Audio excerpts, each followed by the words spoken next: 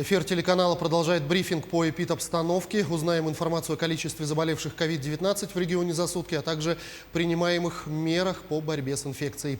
Предлагаем послушать. Ольга Валерьевна, здравствуйте. Расскажите о ситуации на сегодняшний день. Добрый день, уважаемые жители Республики Саха-Якутия. Текущая санитарно-эпидемиологическая ситуация в республике характеризуется 97 новыми случаями выявленной коронавирусной инфекции. В городе Якутске зарегистрировано 49 случаев, в Нерюнгринском 7, Мирнинском 6, в Жиганском и Хангаласском по 4, в Верхневилюйском, Мигино-Кангаласском и Миконском по 3 случая. По 2 случая зафиксировано на Валданском, Горном, Усть-Алданском, Чурапчинском улусе и по 1 случаю в Вилюйском, Ленском, Намском, Татинском и Тампонском улусе.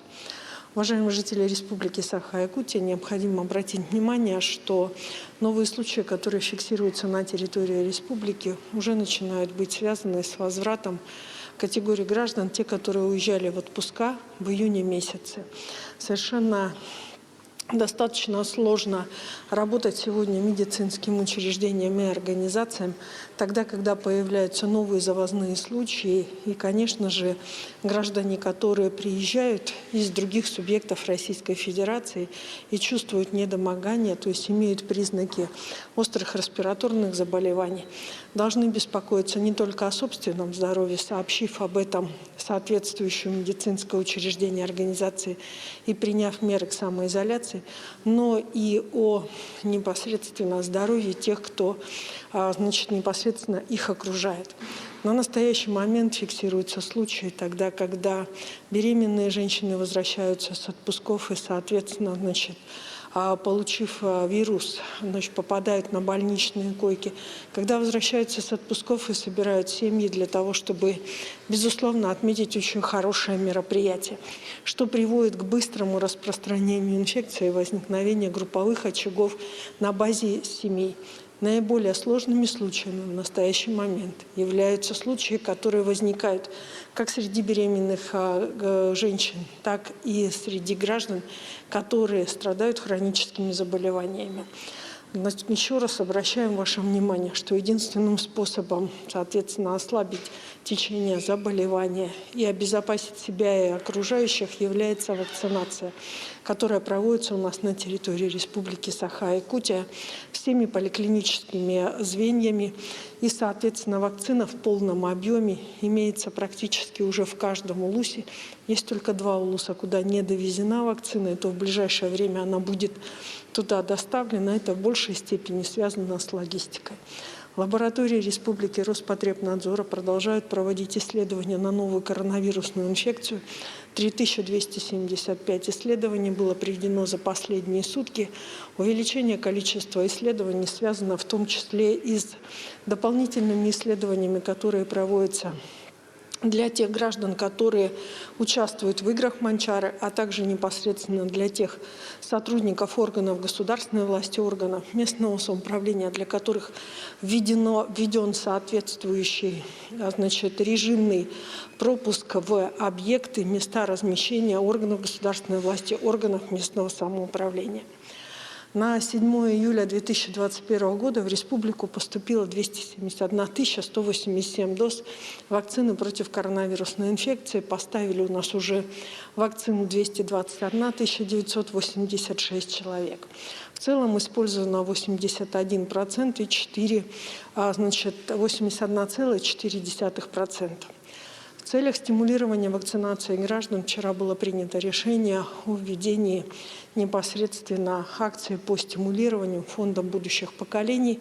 Соответственно, сегодня у нас в республике начинает реализовываться акция недельная и акция финальная. Еженедельно будут подводиться итоги тех, кто привился первой дозой вакцины против новой коронавирусной инфекции 1 раз в неделю на канале НВК Саха. И финальный розыгрыш будет состояться, финальное стимулирование будет касаться всех тех, кто прошел вообще вакцинацию с его начала. Итоги будут подведены 31 августа 2021 года. Подробнее непосредственно с самими условиями проведения соответствующие стимулирующие акции можно ознакомиться на сайте целевого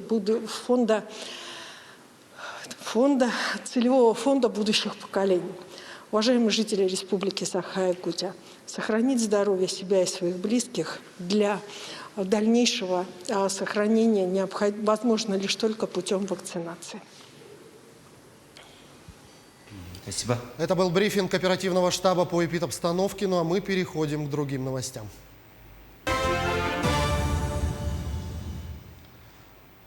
Новости на Якутия-24 в студии Иван Лазаренко и коротко о главном к этому часу. Министр спорта России Олег Матыцын прибыл в Якутск сегодня утром. Глава федерального ведомства посетит 21-ю спартакиаду по национальным видам спорта «Игры Манчары». Сегодня глава региона Айсан Николаев будет работать в горном районе, где проведет совещание по вопросам тушения пожаров. Очистка арктических рубежей стартует в нашей стране. В генеральной уборке Арктики участвует 7 регионов, Якутия в их числе.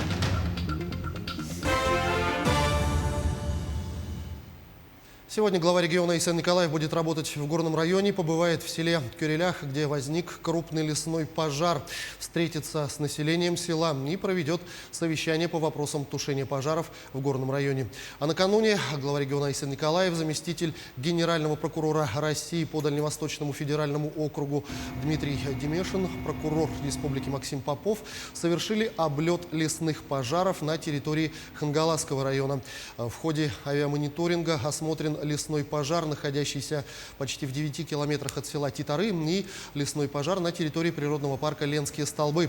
Как сообщил директор парка Аркадий Семенов, тушение этого пожара затруднено тем, что земля на ручьях болотистая, поэтому почти невозможно использовать технику. Из-за этого приходится тушить огонь вручную. Работающие на тушении пожара копают вручную минерализованную полосу.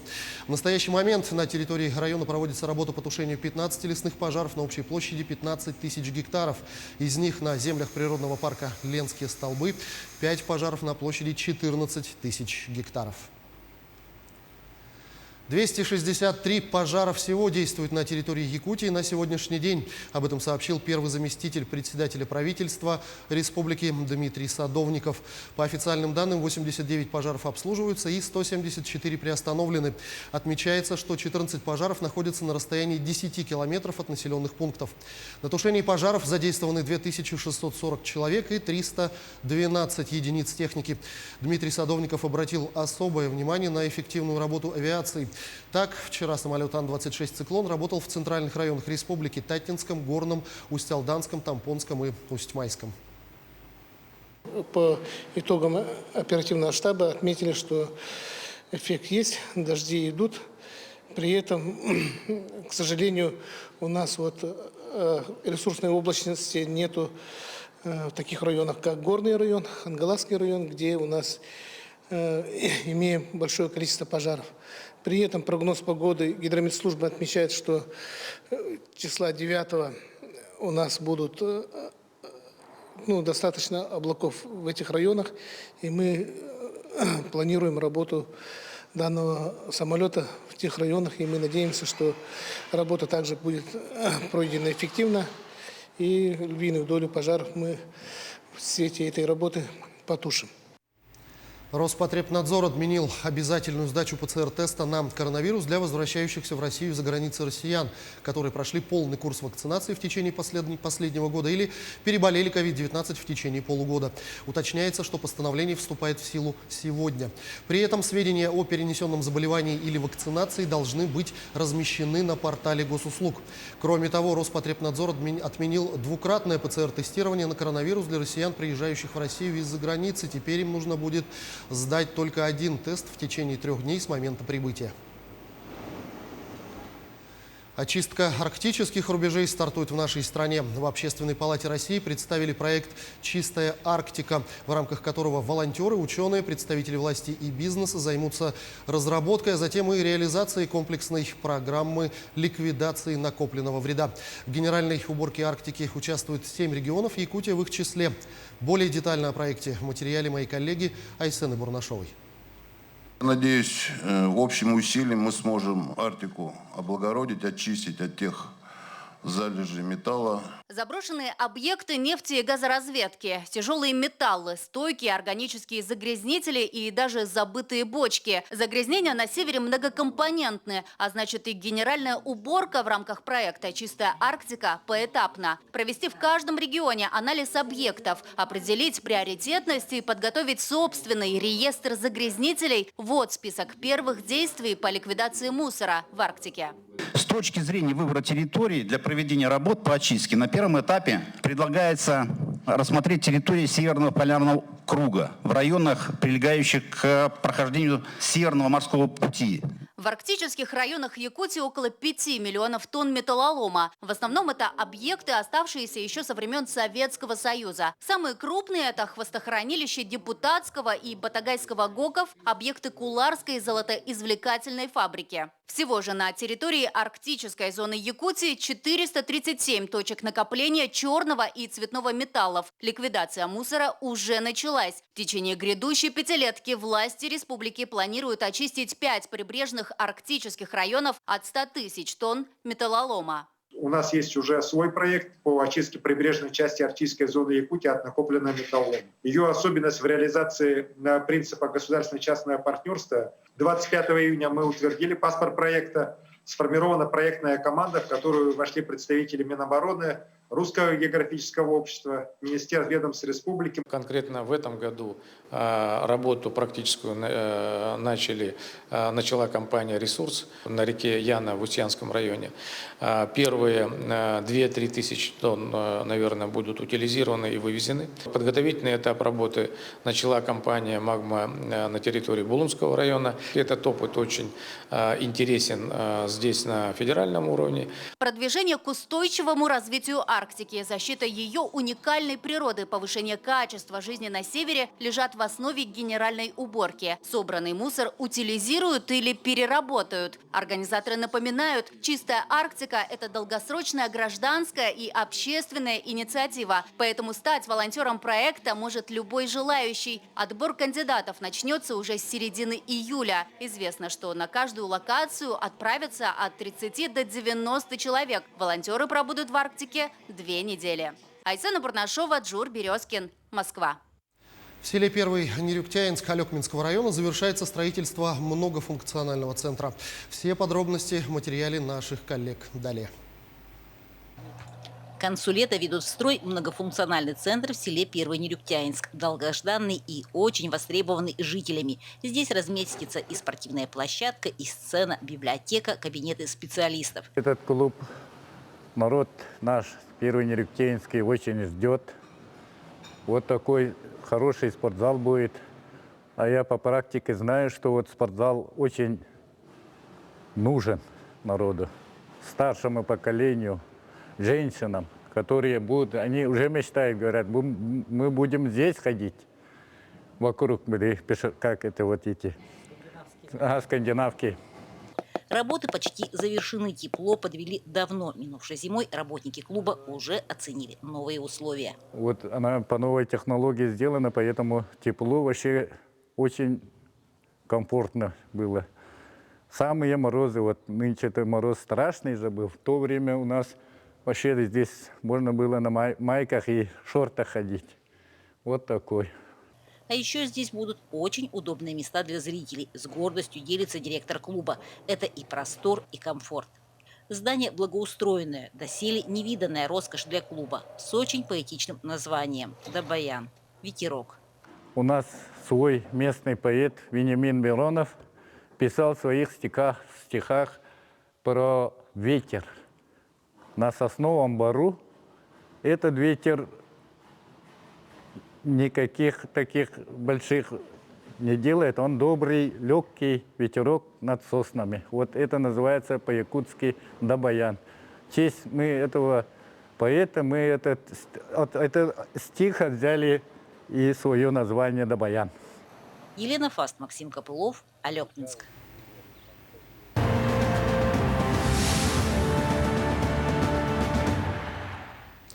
Министр спорта России Олег Матыцын прибыл в Якутск сегодня утром. Глава федерального ведомства посетит 21-ю спартакиаду по национальным видам спорта игры «Манчары» в Горном Улусе. На играх «Манчары» в селе Бердигистях сегодня, 7 июля, стартует всероссийский тур «Спорт Норма Тур-21» в рамках федерального проекта «Спорт Норма жизни». Мероприятие направлено на поддержку олимпийцев, а также на создание и улучшение условий для занятий физической активностью всех жителей России. Первым событием стала утренняя зарядка для участников и всех неравнодушных к спорту на площади Победы. В рамках тура в Бердигистяхе пройдут также мастер-классы по национальным видам спорта, оздоровительный забег для участников спартакиады. Кроме того, участников ждут зоны по якутским народным играм. Открывать федеральное мероприятие будет министр спорта России Олег Матыцын.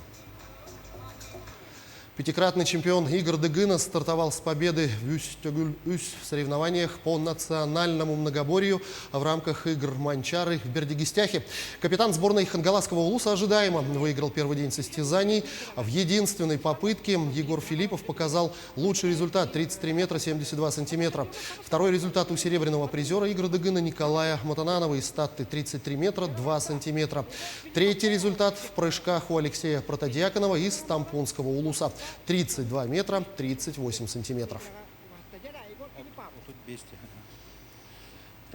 Сегодня спортсмены будут состязаться по 4 видам спорта. Сейчас на играх «Манчары» работает моя коллега Анна Васильева. Сейчас она на прямой связи со студией.